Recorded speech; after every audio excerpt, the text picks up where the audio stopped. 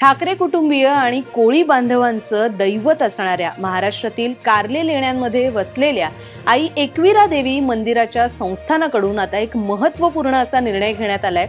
इथून पुढे मंदिरामध्ये प्रवेश करताना काही विशिष्ट कपडे घातलेल्या भाविकांनाच प्रवेश देण्यात येणार आहे आणि जे भाविक नियमात न बसणारे कपडे घालून प्रवेश करण्याचा प्रयत्न करतील त्यांना मंदिरातून बाहेर काढलं जाईल असं संस्थानाच्या वतीने स्पष्ट करण्यात आलंय। खरं तर मागील काही वर्षांमध्ये महाराष्ट्रातील विविध मंदिरामध्ये अशा प्रकारची वस्त्रसंहिता लागू करण्यात आली होती आणि आता याच यादीमध्ये महाराष्ट्रातील लोणावळा येथील कार्ले लेण्यांमध्ये वसलेल्या आई एकविरा देवी मंदिराचा सुद्धा समावेश असणार आहे। प्राप्त माहितीनुसार 7 जुलै 2025 पासून हा नवीन नियम लागू असणार आहे।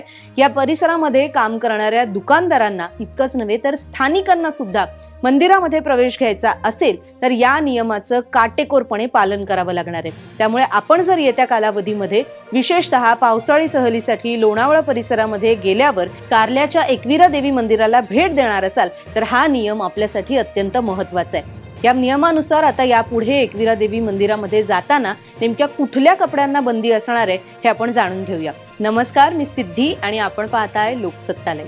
इथून पुढे कार्ल्याच्या एकविरा देवीच्या मंदिरामध्ये जाताना तोकडे किंवा अंग प्रदर्शन करणारे कुठलेही कपडे घालण्यास मज्जाव असणार आहे। एक महत्त्वाची बाब अशी की हा नियम केवळ महिलांनाच नव्हे तर पुरुष, युवक, तरुण, तरुणी सगळ्यांसाठी लागू असणार आहे। त्यामुळे यापुढे जी संस्थानातर्फे यादी देण्यात आलेली आहे तेच कपडे घालून आपल्याला एकविरा देवीच्या मंदिरामध्ये प्रवेश घेता येणार आहे आणि मगाशीच नमूद केल्याप्रमाणे दुकानदार व स्थानिकांना सुद्धा हा नियम लागू असणार आहे। यानुसार संस्थानाने जाहीर केलेल्या पत्रकात नेमक्या कुठल्या कपड्यांना परवानगी आहे ते आता आपण पाहूया।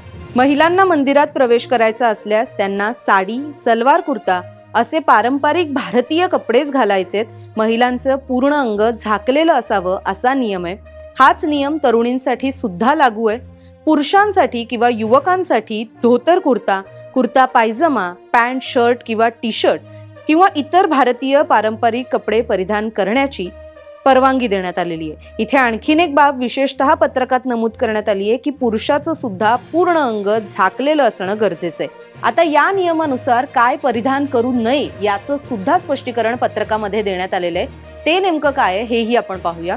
तरुण आणि तरुणींनी शॉर्ट्स, शॉर्ट स्कर्ट, वेस्टर्न कपडे, मिनी स्कर्ट, फाटलेली जीन्स म्हणजेच रिप्ड जीन्स, हाफ पॅन्ट किंवा अंग प्रदर्शन करणारे कुठलेही कपडे परिधान करू नयेत। असे कपडे कोणी परिधान करून आढळल्यास त्या भक्ताला मंदिरात प्रवेश नाकारला जाणार आहे।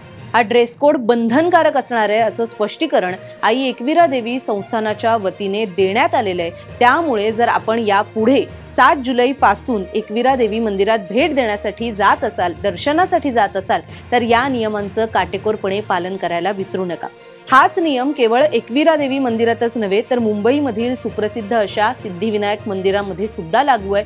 तर कोल्हापूरच्या श्री महालक्ष्मी मंदिरामध्ये सुद्धा ह्या नियमाचं पालन करणं हे बंधनकारक असणार आहे। मंदिरांमध्ये पावित्र्य राखण्यासाठी घेण्यात आलेल्या या निर्णयाचं भाविकांकडून सुद्धा स्वागत करण्यात आलेलं आहे। त्यामुळे पिकनिकच्या निमित्ताने सुद्धा जरी आपण या परिसरांमध्ये जात असाल आणि तिथून पुढे आपला मंदिरात जाण्याचाही प्लॅन बेत आखला जात असेल तर आपल्या बरोबर कपडे घेऊन जाणं विसरू नका।